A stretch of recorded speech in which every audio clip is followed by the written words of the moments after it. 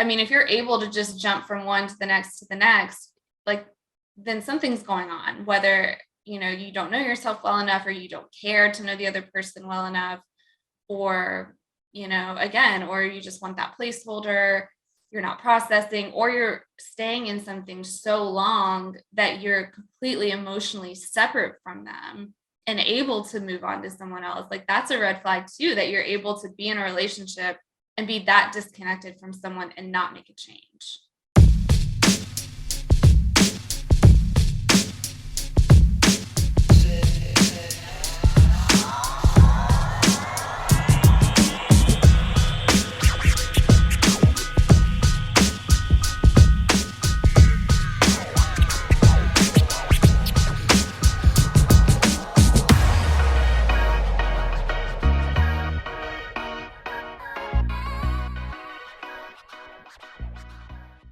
What's up, guys? Welcome back to another episode of the Jeremy Kersten Show. Today we are going to be interviewing Bethany Nicole. She is an author, freelance writer, and relationship expert.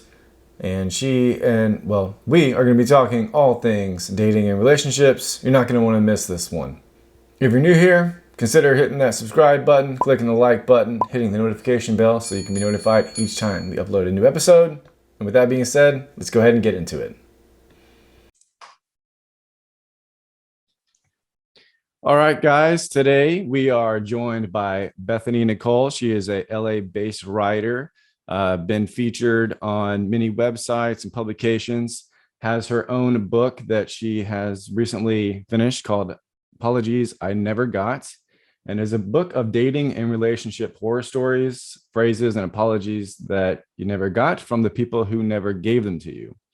She also created a sister work for it, which is a series of articles entitled Of Martinis and Men, which I'm assuming is a spinoff of Mice and Men.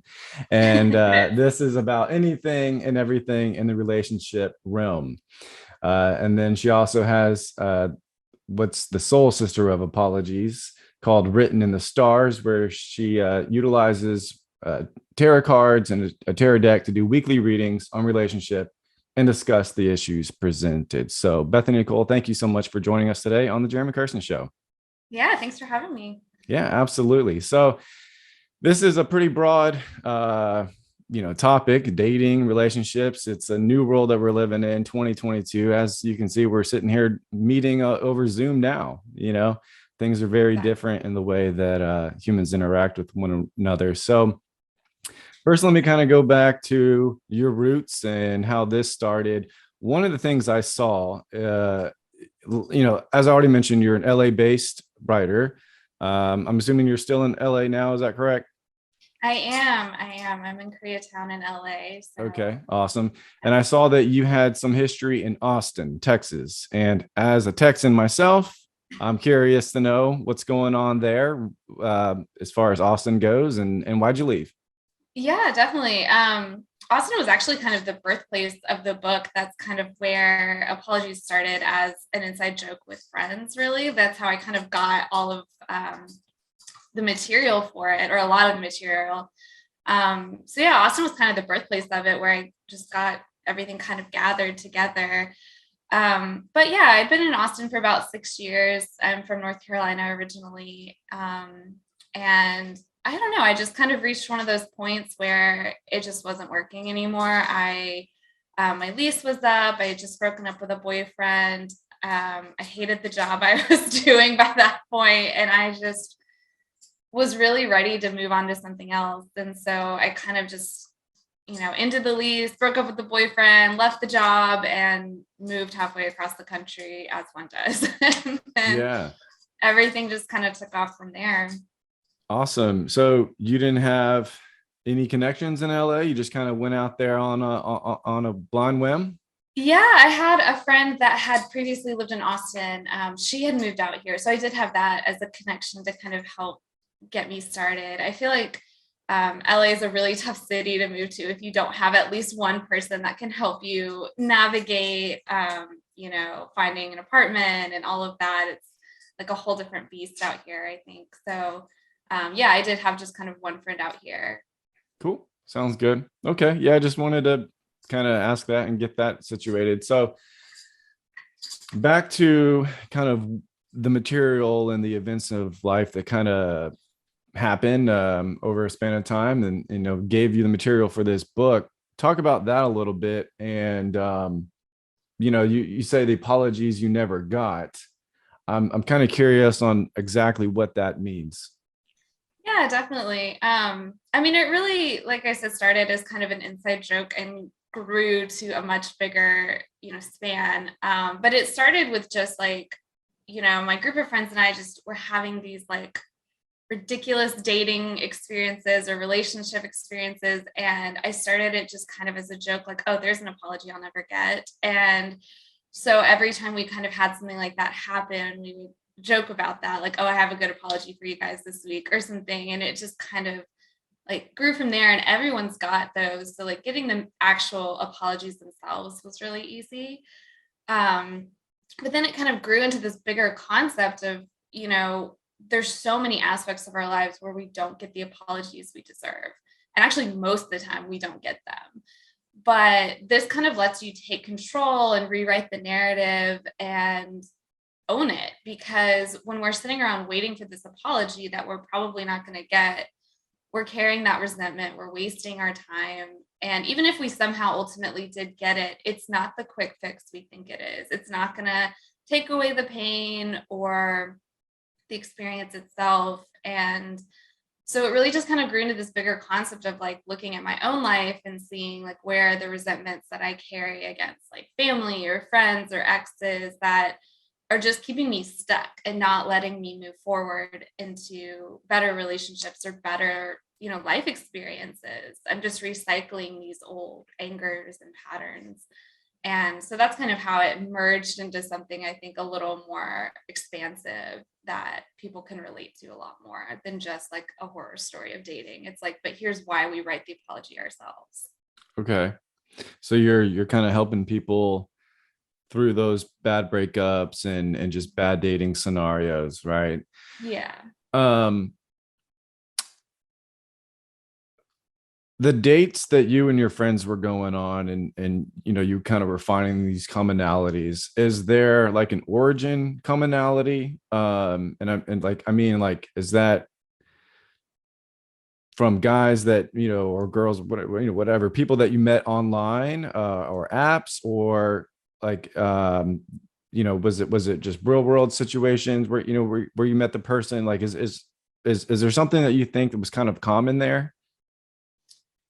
At that point, it was more real world, I guess, like organically meeting people. That was when this all started. This was a little bit before dating apps were as big as they are Okay, now. yeah, that's what I was trying to ask. I just wasn't really wording Yeah. that correctly. I think we were maybe starting to dip toes into that. But the bigger ones around then were like eHarmony and Match.com. It wasn't, I think maybe Tinder was just starting to come out around then. Mhm. But it definitely wasn't like the dating dynamic that we have right now with all of the apps. But yeah, I mean, I think also too, the commonality was that we were younger and we didn't really have the experience to know what the red flags were, or like that you can control energetically a little bit what you're bringing in. And if you're, kind of allowing things in that you shouldn't, then you're going to keep repeating these patterns. So like, when I look back on that now, I think the common thread for all of us was like, I mean, not 100%, but there's usually some kind of red flag that you're just overlooking, or you're kind of like allowing something you shouldn't. And, some of those scenarios, if they were to, happen to me now, I would shut them down before they ever got close to that. Yeah. But, again, we were younger, we weren't as experienced. And so we were kind of just navigating that. And I feel like that's the common thread that I see very much now looking back on it. As far as the dating apps go and all that other kind of stuff, social network dating, talk about that a little bit and kind of how that's changed. Um, I mean, I guess just getting to know one another and kind of what we see on the outside, and the profiles that we set up about ourselves and everything. And I'll just give you a quick little I guess background of me, I haven't been in the dating world in like 10 or 11 years. I've been married to my wife now for almost 10 years. So, Oh, to wow. like you said a minute ago, these things are relatively kind of new. I mean, yeah, they've been out for a while. Match.com and all that stuff had been out Mhm. for quite some time. But, dating over the internet was still pretty risque and risky. Whenever I was dating. Um, and so, just the whole concept of people just swiping and meeting up is it's not like crazy to me or anything. It's just, I've never done it. So I can't really relate with a lot of that stuff. But tell me kind of your experience and kind of what you found. Yeah, definitely. And actually, it's interesting because a lot of, clients I work with or people that come to me are actually in your shoes, except that they're now coming out of the pandemic single, but they missed the entire dating app version of dating. So now they're coming out, their marriage didn't work, whatever it is. And so now they're having to learn all of this stuff that they never had to navigate before, because they just missed that entire section of Yeah. human experience, I guess. But yeah, so there's a lot of questions around that. And especially with the pandemic still going, it's pretty almost exclusively how people are meeting each other because it's so difficult organically. You're not supposed to be like standing close to people, and there's masks, and there's, the pandemic has really changed the way we date, the way we look at it. So the dating apps are really causing people, I think, to have to get a little bit deeper. I mean, the concept of what they kind of started as was like swipe left, swipe right. But now I think people are using them to kind of vet people out a little bit more. So they're not as casual about like, oh, let's just meet up, because you don't want to risk that exposure. You don't want to risk that time waste, whatever. So now the apps, I think, are providing an outlet for people to kind of funnel their experiences a little more and get to know someone before they agree to meet up. So now I think you can see a difference in pre-pandemic, where maybe the apps were a little lighter, a little faster swiping, and now you have the apps that are, their profile sections have gotten bigger. They've added like space for more pictures. They've really kind of accommodated with the pandemic too. So it's an interesting trend, I think, to see. And then, like Hinge alone right now has like 1.2 million people on it or something. And that's one dating app out of however many. So these are huge aspects of how we're meeting people now. Yeah. And like you said, Hinge, I'm not even familiar with that one.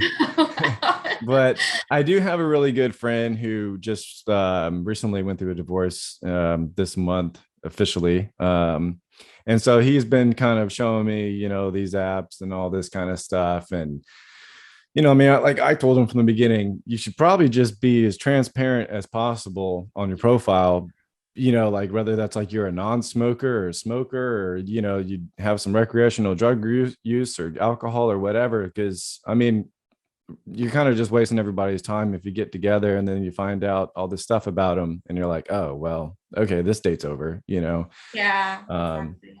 so it's just really interesting to see. But all right, so I guess we'll kind of switch gears a little bit out of just sort of, meeting people. Let's talk about kind of some of the most important aspects of a relationship.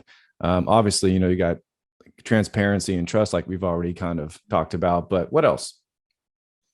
I mean, I really go back to, I feel like relationships are so much mirrors of ourselves and our own issues and what we project onto other people and how we perceive what they're doing or saying. A lot of that can come from internal.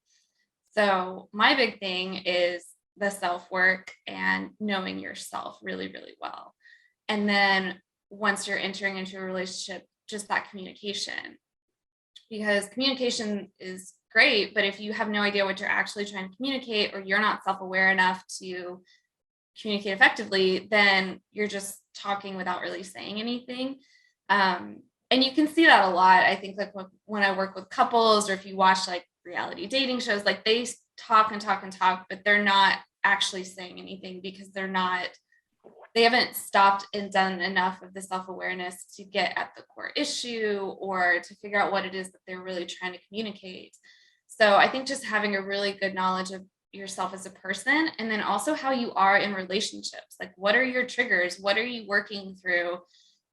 What are things your partner can do to support you in that process? Like, that is all just huge in getting through it, because I think that's, the other aspect too. People will get to like, well, I know this triggers me, so they shouldn't do this. And it's like, well, no, like triggers are things. Triggers are what we want to move past. So yeah, if your partner is doing something that is openly triggering you, then that's something that you guys need to talk about and work through. But if it's something innocent, like if it's just something like, I don't know, they don't do the dishes in enough of a time frame and that just sends you over the edge, like that's clearly something that you could work on too. Like, it doesn't mean they have to fit and form around your triggers. It's about communicating them as a couple and working to find a compromise or helping you move past them.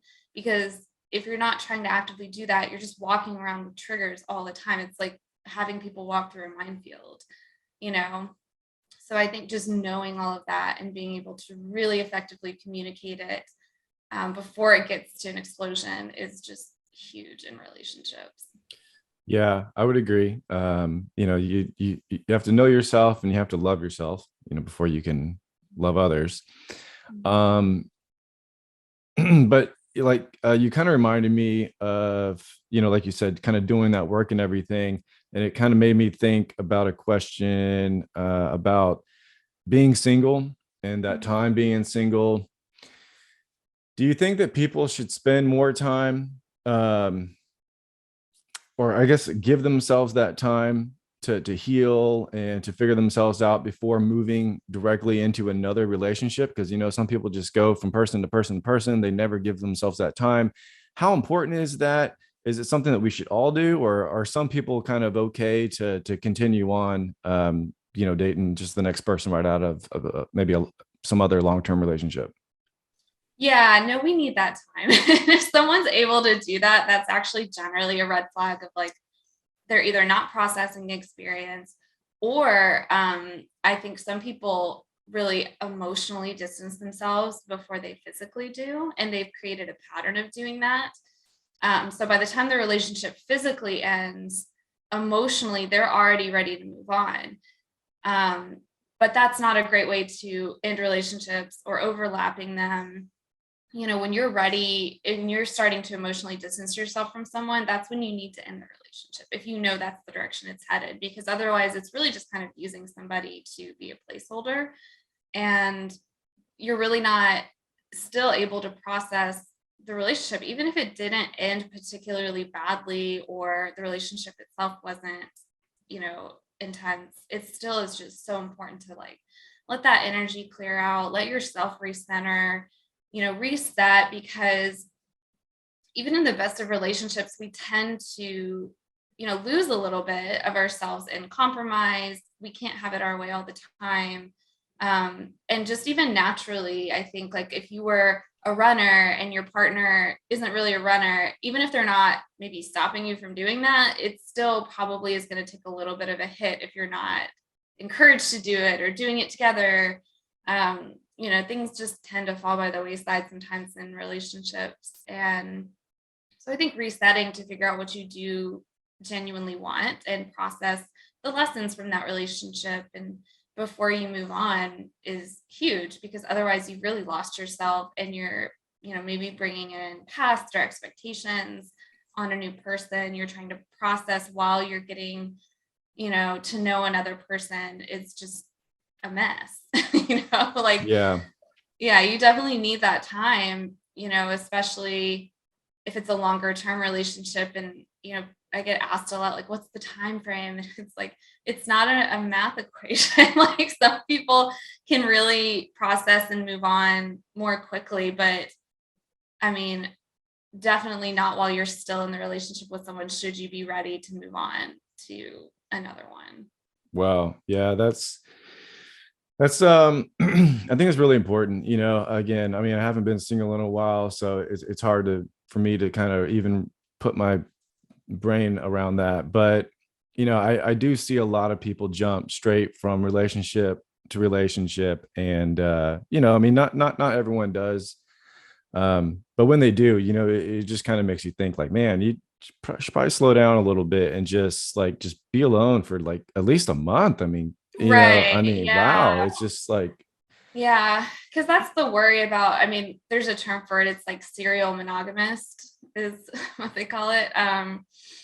And yeah, there's a lot of red flags in and of that itself. People kind of downplay it because, when you have like a serial dater, you're like, oh, that's a red flag, but they think serial monogamist is like safer. They're like, oh, they're good at long-term relationships. But for me, it's kind of an indicator that um, they're just using people as placeholders, as far as like they don't really necessarily care who's in this relationship spot as much as that there is someone in the relationship spot. So it could also be that they don't really know what their own needs are in relationships. So they're fine with just having, whoever fill it. But the thing is, like, you really shouldn't be that compatible with so many people. You really should have some discretion in who you're getting in a relationship with. And if you know yourself really well, it really does funnel like who you're compatible with. yeah. So, I mean, if you're able to just jump from one to the next, like, then something's going on, whether, you don't know yourself well enough, or you don't care to know the other person well enough, or, again, or you just want that placeholder, you're not processing, or you're staying in something so long that you're completely emotionally separate from them and able to move on to someone else. Like, that's a red flag too, that you're able to be in a relationship and be that disconnected from someone and not make a change. Wow. I think there's so much in what, you just said. I encourage someone who's kind of wondering about that to listen to that, answer again, because it's just really important to have that peace and that wherewithal of yourself before moving into the next relationship. So thank you for kind of clarifying that and getting a little deep on that one, because that's exactly what we need. Yeah. How does spirituality play in or I guess what role does it play in dating? Because again, compatibility and spirituality, a lot of times those are, they can be conflicting, and if they are, usually there's a little bit of a disconnect. So, I guess speak on that importance of that. Yeah. I mean, spirituality is huge in relationships as far as like, seeing the other person as a mirror to what's going on inside of you. And one I work on a lot with clients, and just in general, is like what you're putting out, what energy you're putting out, because we have, vibes or energy or whatever you want to call it that we put out that bring in a certain type of people. And, like I had a client the other day who just felt like he was dating the same woman in different forms. And he's like, I just get used all the time, and they, use me and then they move on. And so we kind of dug into it, and he was saying that he's just like, oh, I'm just such a giver. I just want to like give, give, give. And I'm like, but if you don't have any boundary with that, then you're going to attract takers. That's all you're going to attract. And they can feel that. They can literally pick up on that energy of you, that you're going to give without reserve, and you're not going to ask anything in return. And they're just going to take advantage of that. But that type of relationship is obviously not sustainable. So they're going to use you up, and then they're going to move on. And, his last girlfriend, he's, single, doesn't have many kids, and she had like 3 kids. And I'm like, right there, you're energetically so imbalanced as far as what you're bringing to the table versus what she can bring to the table. Not because she's necessarily a bad person, but if you have 3 kids by someone else, what you can give to a new relationship is going to be significantly less than someone who doesn't have that going on. So like, you energetically just set yourself up to be taken advantage of. Like, even someone who didn't have boundary issues is going to get less out of that relationship. They just are. And so I think it's just like recognizing that energetically and spiritually, this is what we put out. So this is what you're going to get back. And finding people who can kind of understand that, and, that you can see the mirror that these people are. Okay. Yeah. I mean, that's a different answer than I was anticipating. But I mean, it makes sense. What is I guess an example of toxic dating and toxic relationships? How do we recognize that, and what do we do about it? I mean, there's a lot of really, complicated pieces I could do with that, but I think the one I really go with is just the like, you can tell if it's toxic if it doesn't feel good. Like, not that it's pushing you out of your comfort zone doesn't feel good, but if it genuinely, intuitively just doesn't sit well, then that's your cue. And I think a lot of people try and wait until it becomes very apparently toxic, or until someone else tells them it's toxic, or until an explosion. But I mean, truthfully, like, things can be off that you can feel before maybe you can see. And so whether it's like somebody gaslighting you, whether it's somebody maybe just saying offhand things that make you not feel great about yourself, like, those are all recognizable because you don't feel good in it and Yeah. it doesn't build you up. So it sounds like you're talking a little bit about personality traits, but also I'm assuming probably things just like sometimes, they say it's just draining to be around somebody. Mm-hmm. Again, energies, maybe they're a complainer or just Mm-hmm. negative all the time, and you're always trying to be uplifting, and it's just draining, Right. always trying to keep that person in good spirits. You're saying that's a red flag that you need to be aware of, right?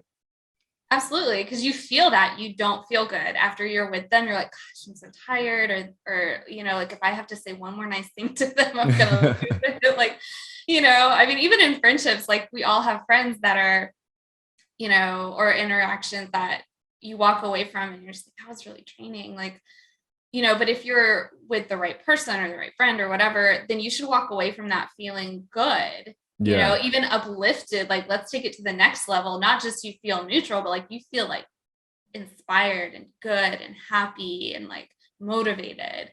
Hmm. That's like taking relationships to the next level. It's not about just not being treated bad. That's like baseline. Let's talk about like what's getting you lit with that other person. Like, how are you matching up that's getting you excited and Yeah. motivated? Um, what is attachment theory, and why do we need to know about it?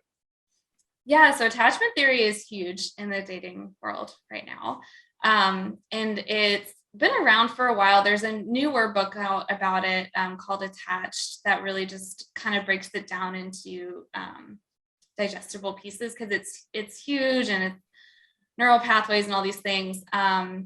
Is this But the we same thing as codependency or completely different? um it can lend itself to that, but it's kind of a different vibe. It talks about basically like how you attach to your parents is how you attach in romantic relationships.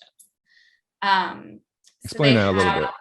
yeah, so there's technically four. I think the newer book I just mentioned covers three.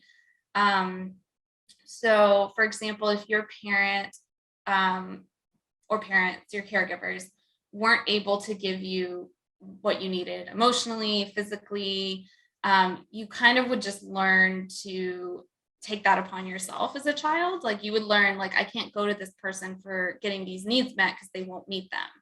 So kids are really perceptive of that. And even if it was just like an emotional need that was never met, they'll pick up on that as far as like, I can't go to this person, so I can't depend on people I love, is kind of the programming that gets in there.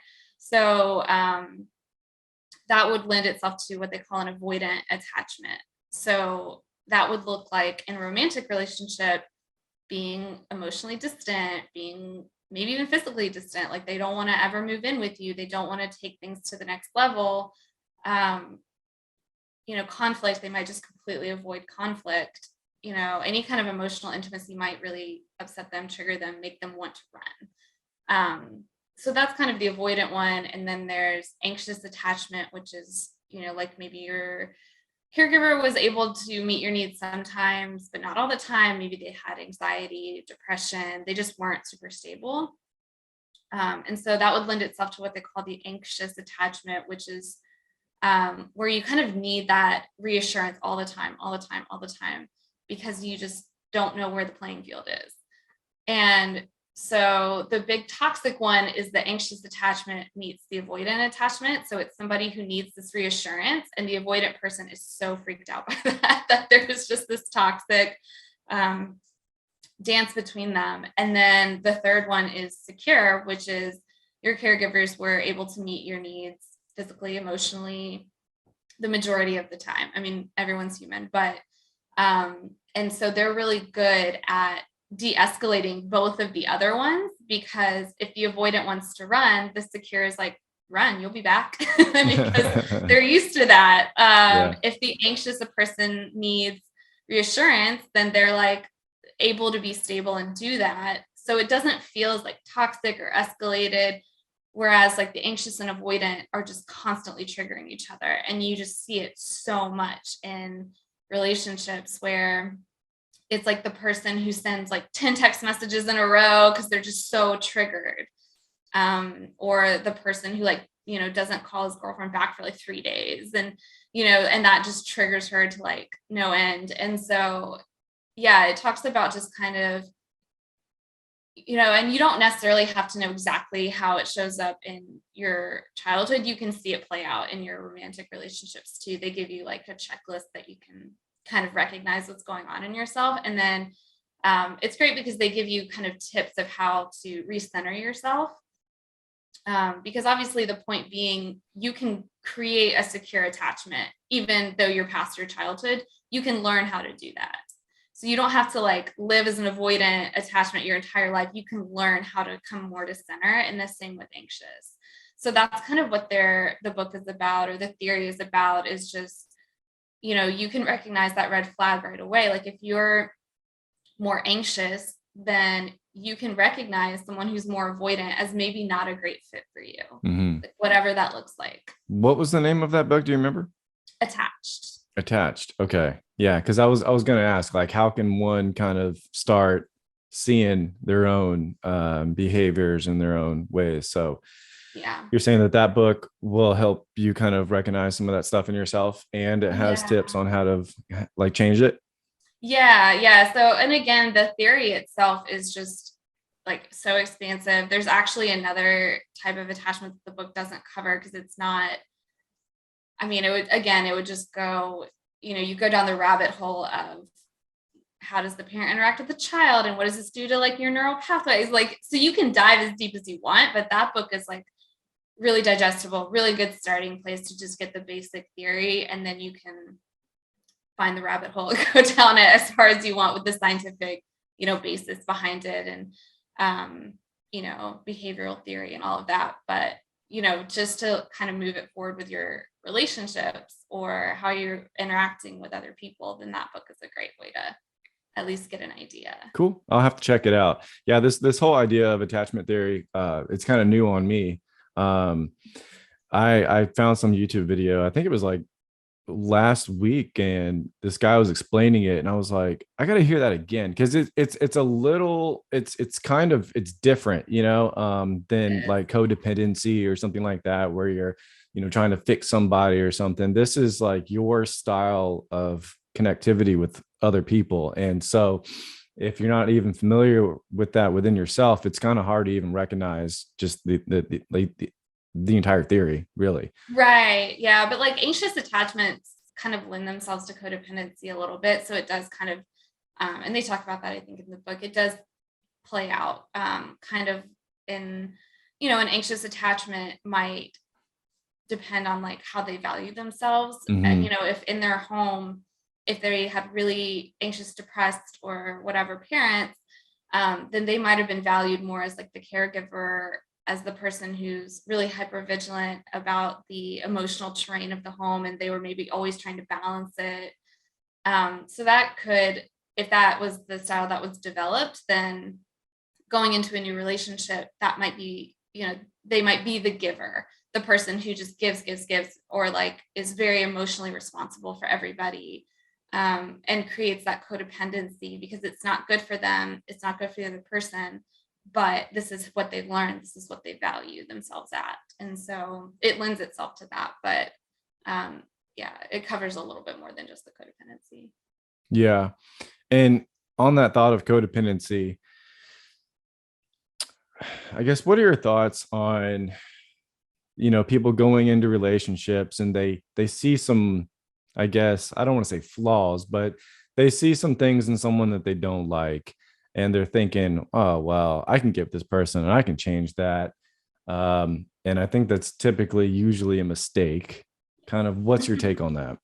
Yeah, it's a mistake because you can't, because so many of these things are really deep within us, and even if it was like something like somebody drinking too much, like obviously, you know, there's a reason, there's something driving that. And yeah, you really just can't fix other people, and everyone's going to have flaws and, emotional things and whatever. But I think the green flag for that, for, seeing it as an okay thing, is like, do they recognize them and do they work on it?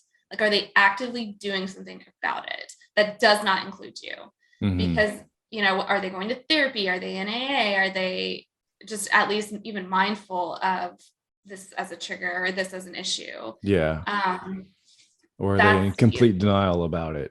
right. And if they're in complete denial about it, or they're like, well, if you get with me, then we can fix this together. Like, all of that is so red flags, because you can't. Like, it's literally just like throwing a penny into the Grand Canyon. Like, there will never be enough pennies.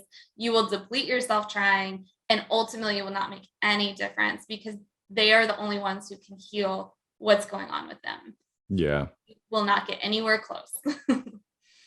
What is masquerade dating?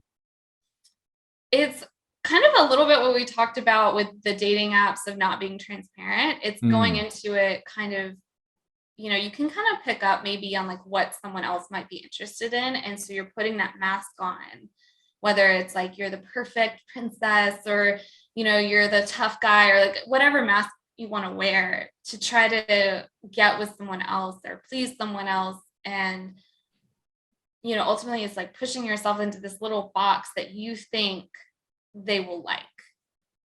And ultimately it's not sustainable. The mask comes off, and then you have the double-edged sword of, they're like not as interested anymore, and they're mad at you for lying. So yeah. it's better to just be extremely transparent. And if somebody's interested, that's great. And if they're not, that's great too.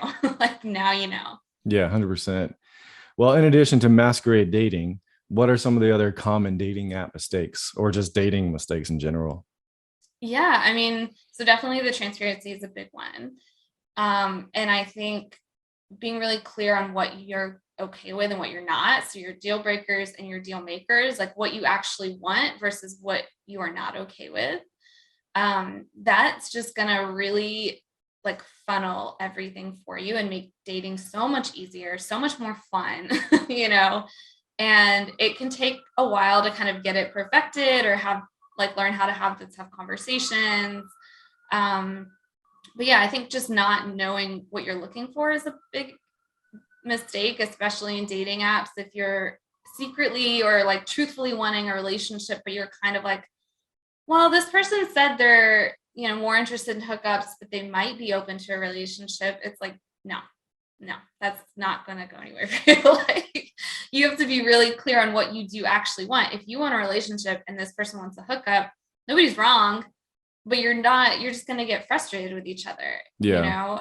and you just have to be really clear. Like, this is what I want out of this. This is what I'm going to allow. This is what I'm not going to allow. And like, I'm talking deeper things than like, I want a blonde guy who's 6 foot. Like, I don't mean that. I mean, like, you know, alcohol, drug use, whatever it is. Are you okay with that? Are you not? Are you okay with long-term interests? Or are you okay with a hookup? Are you, wanting someone to travel with you and they hate travel? Like, just get really clear so you're not wasting everyone's time, and just, be honest and just say like, I just don't feel this connection, or whatever it is. Yeah.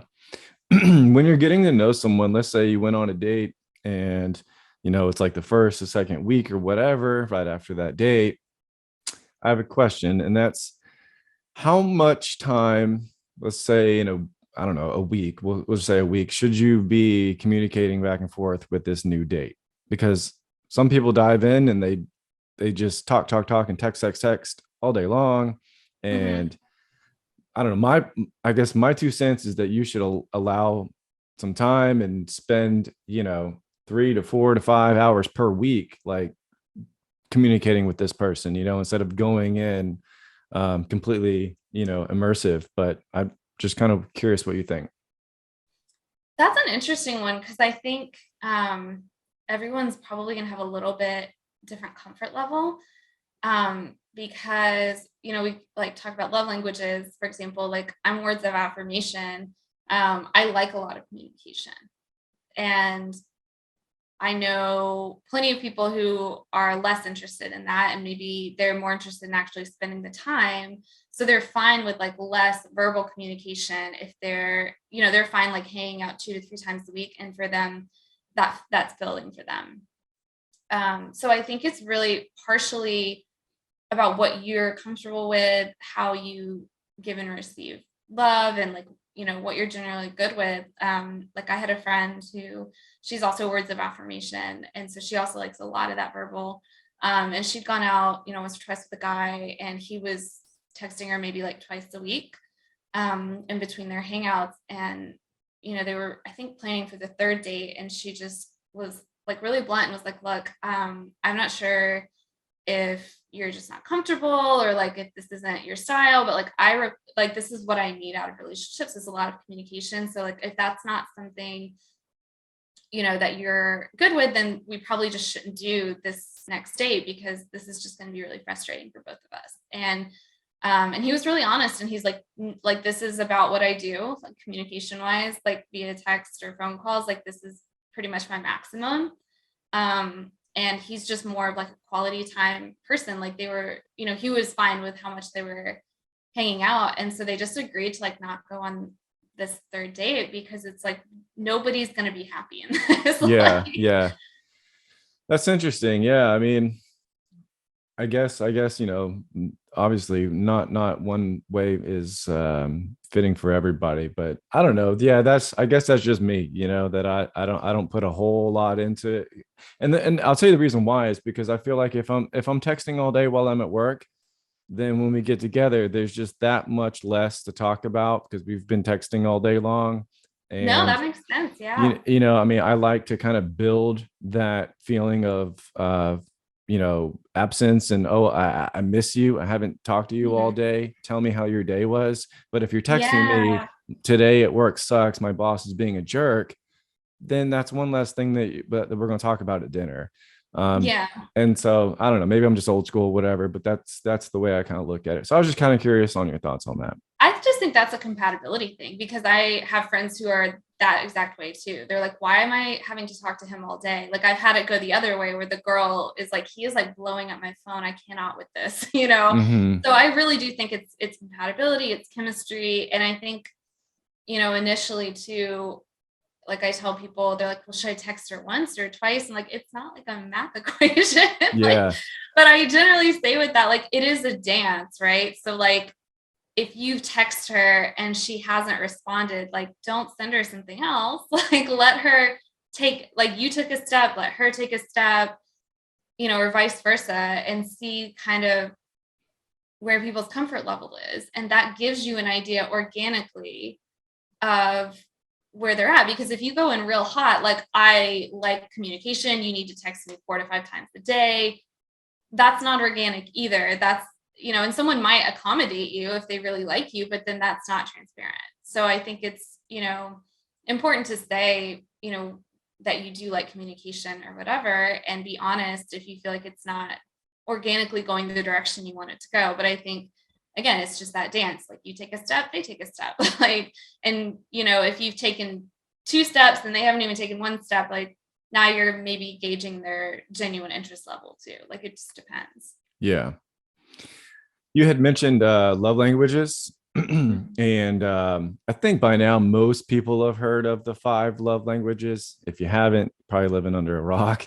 It's But resurfaced so much lately. Like it's been around for a while, but I can't even tell you, like if I had to nickel for every podcast that books me over that specific issue, or the questions I get really come back around, I think. And I don't know if that's, because there's a lot of people newly single from the pandemic, or just like through the dating apps. That's a big hot topic. It's actually a prompt on some of them now. Okay. So Wow. it's really come back around. Like, I mean, I don't know that I ever really left, but the book is not particularly new. Yeah. And For anyone who's not aware of what we're talking about, there is a book called The Love Languages. And Bethany, maybe you can help me recite what they are. But yeah, it's basically how it describes how different people like to interpret love and kind of, I guess, what am I looking for? Not just love, but like how they get emotionally fed, right? like how like you give and receive love, and like I think they use the term like love cup, like how, which is kind of like silly, but you get the idea. Like it's like how you feel full, like how you feel poured into, and like how you give and receive love, like right. how you So show affection versus how you want it. yeah, and we have the verbal, you said Words of affirmation. words of affirmation. I know there's gifts. Yep. All Gifts. right. Some people like to be gifts, and then I know the third is touch. Some Yep, people physical touch. And usually people have kind of a top two, like you have one and then two. And so like for me, words of affirmation is my first, and then physical touch is my second. And physical touch gets confused a lot because people think, oh, that's sex. It's like, no, trust me, all the love languages, like everyone wants sex in their relationship. That's not yeah, specifically what it's about. It's about could be like hugs and mhm, rubbing feet. yeah. Some women just really want their feet rubbed, but not like in a oh, my feet hurt kind of way. There's just they interpret like someone's doing something. They're taking the time to try to make them feel better through a physical touch. And yeah, like you said, it fills their cup. Mhm. What are those other last two though? Um, did we say quality time Nope. already? Okay, Well, quality we time, had said it, but not as part of the five. not in this context. Okay. Yeah, so quality time can be split into two. So there's quantity time and then quality time. So the quantity time is more just about the amount of time. So they don't really care what you're doing. They just kind of want you around. So whether you're running errands or watching a movie, like they're fine with that. Whereas quality time can be a little bit more about what you're doing. So like having nice dinners, going to the beach, going out. Um, so people can fall into kind of two of the categories. I actually have a friend who is a doctor at a hospital, and his love language is also quality time. But he was dating a girl, and she was also quality time, but she was more quantity time. So like he, obviously would have like 2-day on shifts at the hospital. But then he would plan like really romantic dates. And actually his schedule's not as bad as like doctors go. But so when he was off, he would plan like really romantic outings and do all these nice things. But she just couldn't do it. Like it just wasn't enough actual time for her, even though the time they were together, was really well thought out. And so it's just an example of like how two people can have the same language of quality time, but have different kind of interpretations of Mm-hmm. it. Like she wouldn't have cared if they were just sitting on the couch watching a movie, as long as he was like physically present. I see. Yeah, so that one can actually get a little confusing, but yeah, so it breaks off into the two. And then, yeah, and then the fifth is acts of service. So that could be like cleaning the house, doing Stocking the dishes, fridge. Yeah, making yeah. dinner.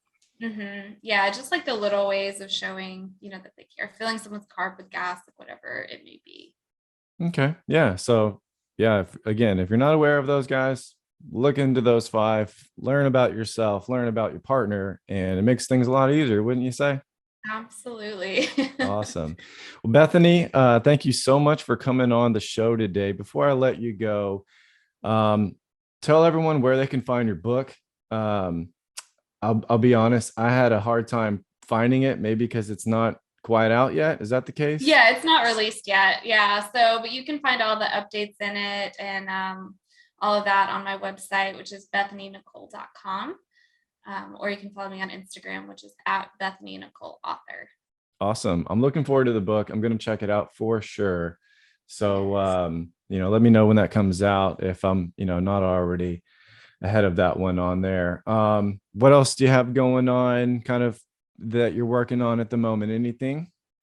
Yeah, I mean, I'm all over the place. Like I have stuff that comes out. Like I also write poetry. So I have, several anthologies that my work's in. I write regularly. I do relationship analysis and predictions for reality dating and marriage shows. So I do that across a few publications like Reality Blurb and Screen Rant and different things. And yeah, so just that all kind of gets compiled on the website, so you can kind of figure out from there where to go. Cool. And there was one other thing I was going to ask you about is the tarot card readings that you do. You do that for couples or you do it for individuals, or how's that work out? Yeah, so I've actually I started doing things kind of separately, and now I've kind of combined everything into just a basic I've been calling it like a love reading right now, but I probably will tweak the title. But yeah, it's basically just kind of the one-on-one sessions. I can do it with couples, where I really just combine everything. Like I will get some information, I'll do their astrology charts, I might pull some tarot for them.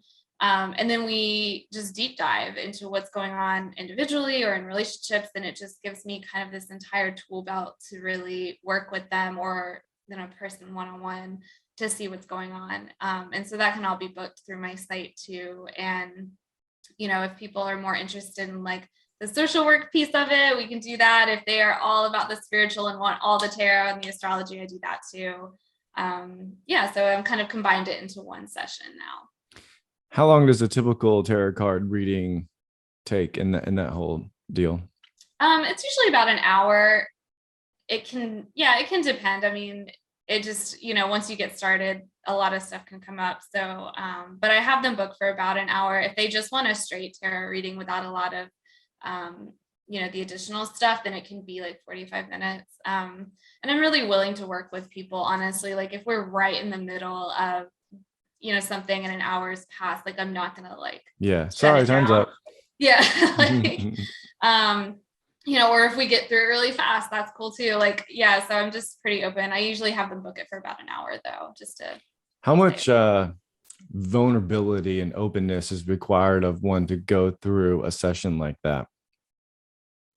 I mean, I've had some really closed off people come in that still get a lot from it. So, I mean, really, if you can just have somewhat of an open mind about it, then, it's great. And again, like I just say, if it resonates with you, take it. If it doesn't, just leave it. And, it's really, again, just all tools and helping you figure out what's going on. And, yeah, and I mean, you do have to be, honest, and there is, vulnerability, but usually that kind of comes a little bit organically as we start talking. Like you don't have to come in and tell me every deep, dark relationship secret you have. Yeah. Like, Well, how does that work differ from your social work?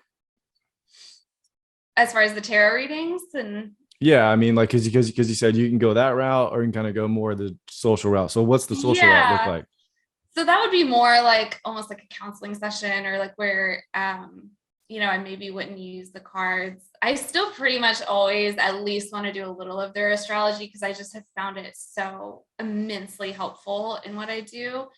And usually by even if they're not coming in wanting the tarot, by the end they're like, well, maybe you could just like pull a card or two. Like I feel like I convert people all the time with it. And so yeah, but the social work-ish part would be more just like having a conversation or like trying to get into, we might touch on love languages or attachment theory because that is actually all pretty social work based. So we might just focus more on that than on the like spiritual side. But I like to try to give people a nice little taste of both because I think it is really important. Awesome. Well, guys, check out the book. Apologies, I never got when it does come out. And check out Bethany at bethanynicole.com. And as well as her Instagram and Twitter and Facebook and everything like that. Bethany, I think that's about it. Thank you so much for coming on the show today. I hope everybody gets a lot of value from it. I'm sure they will. If you want to come back on, let me know. I'm sure we could dive deeper into some other things. Oh I'm yeah, we interested. have so much. We have so much. Yeah, maybe one day I'll have to get a tarot card reading on, we'll make a whole episode of it. Let's do it. It'd be Yeah, so fun. Let's do that'd be it. pretty cool. I Yeah. don't know. I'm a little nervous though. It's like, wow, I'd have to open up about a lot of things right here on the internet. Yeah. Get real. Yeah. But again, thanks so much for coming on the show. Best of luck to you, and I hope we talk soon. Thank you for having me. Bye-bye. All right, guys, that's it. Thank you so much for watching this interview. Let me know what you thought down in the comments below. And again, one more time, if you're new here, hit that subscribe button, click the like button. It really helps get this video out to more people. Let me know what you thought down below in the comments. And if you want to watch another video, you can click one right here. Got another video over here in this corner. And until next time, guys, take care.